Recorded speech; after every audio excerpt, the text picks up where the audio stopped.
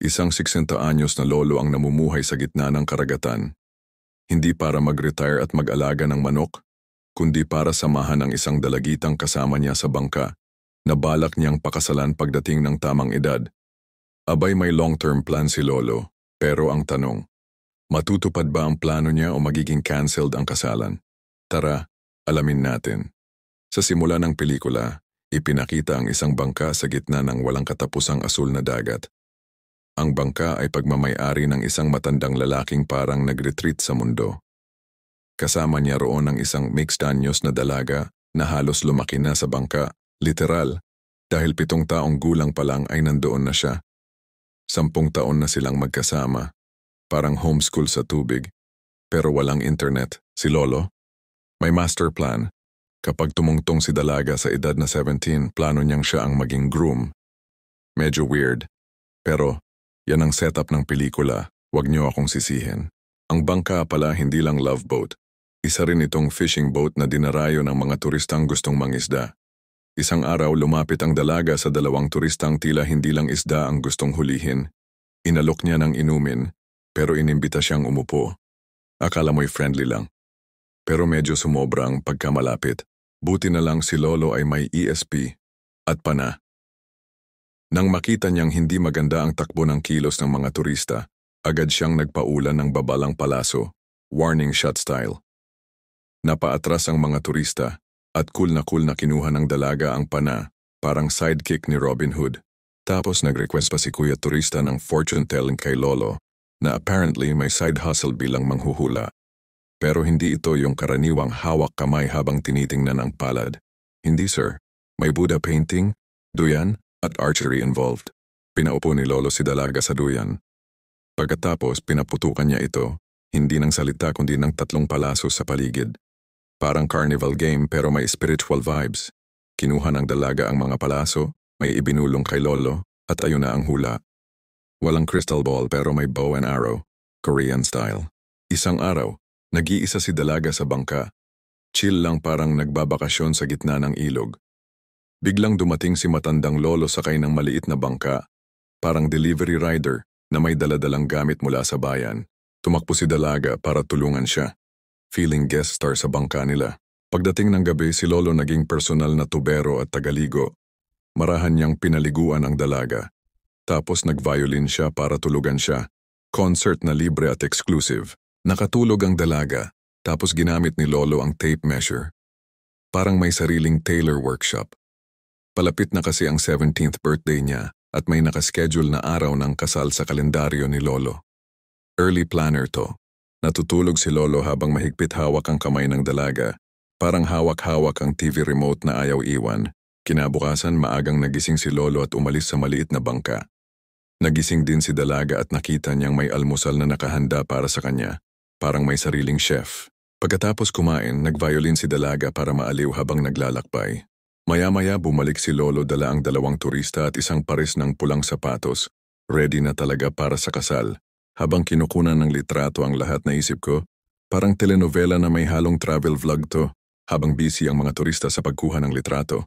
Dumagdag pa sa tensyon ng isa sa mga turista, medyo feeling close. Medyo dikit, medyo pabibo. Si dalaga naman hindi komportable pero pinipilit ngumiti. Alam mo yung ngiting may halong, "Kuya, pwede wag?" Muling dumating si Lolo pang action star ang entrance at itinutok ang pana sa mga turista. Akala mo si Robin Hood pero senior citizen edition. Nataranta ang mga turista, pinakawalan si dalaga pero habang tumatakbo, naisipan nilang gumante. Nagkahugot ng lakas, nagka-Avengers mode at na-overpower si Lolo. Tinalian siya gamit ang lubid. Parang bonus round sa It's Showtime. Habang abala sila kay Lolo, si dalaga naman biglang nag-ninja mode. Alam niya lahat ng sulok ng bangka. Parang may sariling GPS. Tumakbo siya sa mataas na bahagi ng bangka. Kinuha ang bow at arrow at naging instant Katniss Everdeen ng ilog. Hindi nagdalawang isip. Tinarget ang mga turista at pinana ang mga hita nila. Aray! Napasigaw sila ng ouch! Sabay bagsak, cutscene. Isang araw dumating ang bagong batch ng turista. Bagong cast. Isa sa kanila estudyanteng mukhang TikTok crush ng bayan. Biglang boom, may kilig si dalaga. At si Guy may aba, ganda ni ate. Moment din. Habang nakikinig si student boy ng music sa headphones, si Dalaga naman curious. Parang batang ngayon lang nakakita ng AirPods. Lumapit siya, parang gustong maki-headbang. Pero ayun na, si Lolo napikon. Seloso alert, sinama agad si Dalaga palayo, parang boss na ayaw ipa-overtime ang empleyado. Gabi na, nagising si student boy. Siguro na-sense niya ang drama vibes kaya sumilip sa bintana. At nandoon si Lolo. Binabanyuhan si Dalaga na parang alagang manika. Medyo na-weirduhan si student boy. Napakamot sa ulo pero si Dalaga, ngiting-ngiti parang sanay na sanay sa ganap. Kinabukasan, kinausap ni student boy ang tatay niya. Sabi ni AirPods, "Anak, alam mo bang 10 taon nang hindi nakalabas ng bangka yung batang yon?" Boom! Biglang tumahimik ang mundo ni student boy. Nawala ang crush na palitan ng lungkot at guilt trip. Biglang lumapit ang tatay ni student boy kay Lolo at sabi, "Manong, patingin naman ang kapalaran ko." Si Lolo syempre hindi nagpahuli. Ginawang Zodiac Master ang sarili. Pinasakay si Dalaga sa duyan tapos naglabas ng bow and arrow at bumanat ng 3 pana sa paligid ni ate girl. Parang magic show meets Hunger Games. Si student at si airpot niya na panganga. Ganito ba talaga ang tadhana sa bangkang to? Tapos lumapit si Dalaga kay Lolo at may binulong. Parang secret ni Dora sa mapa. Si Lolo naman sinabing parang nagkunwaring psychic ayon sa mga bituin at sa bulong ni ate. Ito raw ang kapalaran mo. Pagkatapos ng fortune-telling session, nagpaalam na ang mag-ama. Pero bago sila umalis, si student boy iniwan kay Dalaga ang headphones niya. Boom! Love token. Dalaga, kilig overload. Lolo. Loading? Selos. Makalipas ang ilang oras, binalikan ni Lolo ang mga turista para ihatid sila pabalik. Pagbalik niya sa bangka, si Dalaga hindi na sumalubong gaya ng dati. Nasa isang tabi lang siya naka-headphones, feeling cool girl sa music video. Kahit walang tunog, emote pa rin. Total immersion. Si Lolo nag-iinit ang batok, insecure. Kaya ginawa niya ang pinakadramatic na bagay. Hinagis ang headphones palayo. Parang teleseryeng may slow-mo sabay background music, gabi na.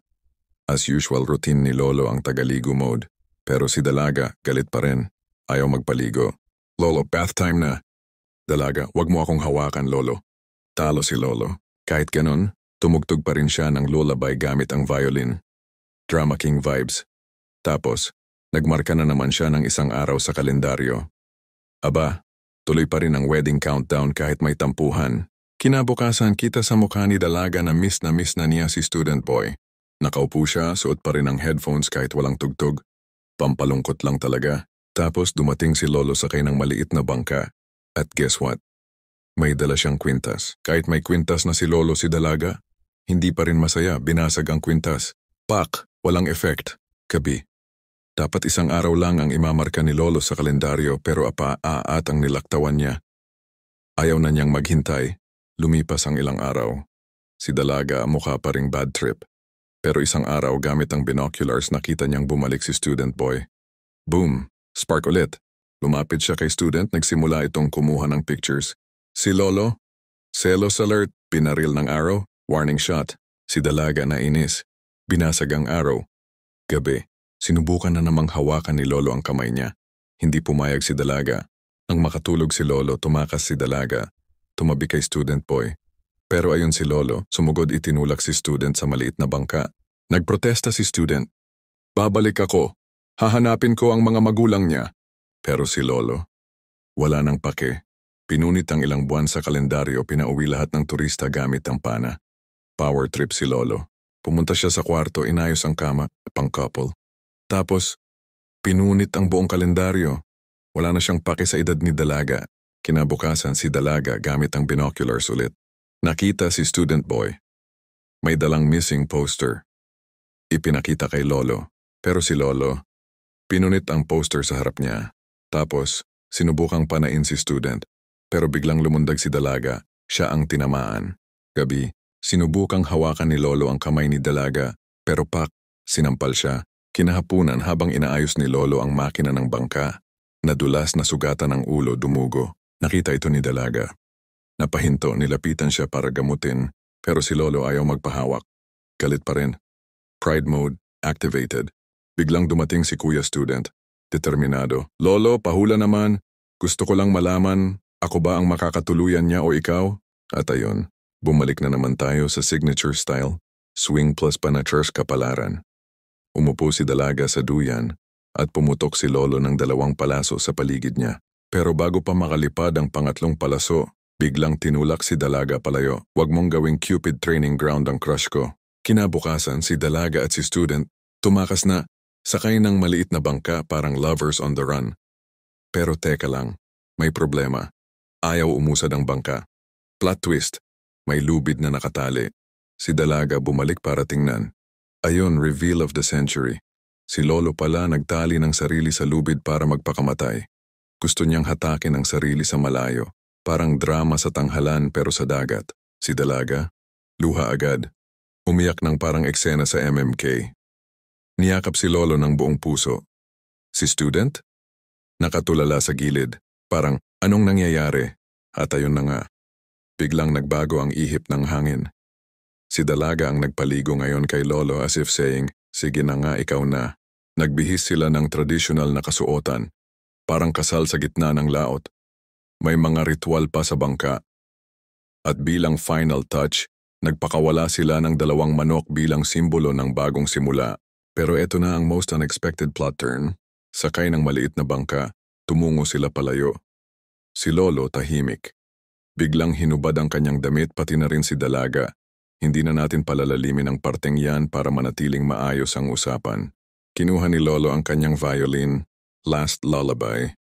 Habang tinutugtog ito nakatulog si Dalaga. At biglang si Lolo tumalon sa dagat, swan dive of the soul. Habang palutang-lutang ang bangka, may symbolic moment. Isang palaso ang bumulusok mula sa langit at bumagsak sa gitna ng hita ni Dalaga habang siya'y natutulog. Ang eksenang ito, ayon sa interpretasyon ng pelikula, ay simbolo ng espiritual na pagtupad ng matagal ng pagnanasa ni Lolo. Maraming debate tungkol dito sa mga kritiko, pero isang bagay ang malinaw, malalim ang sining, pero mabigat sa puso. Makikita sa huli na si Student at Dalaga ay muling tumuloy sa paglalayag. Pero ang malaking bangka, parang may sariling buhay sumusunod sa kanila, hanggang sa ito'y tumigil at lumubog na parang sinabing, tapos na ang misyon. Paalam, mundo. The end. At dyan nagtatapos ang ating recap ng Davao. Kung nalito ka, normal lang. Kung nashock ka, mas normal. At kung natawa ka kahit kaunti, mission accomplished tayo sa gitna ng weird, intense, and wildly symbolic na pelikulang ito. Sabihin mo lang kung gusto mong gumawa tayo ng buod, review, or isang alternate ending. Baka sa version natin, si Lolo naging TikTok star na lang.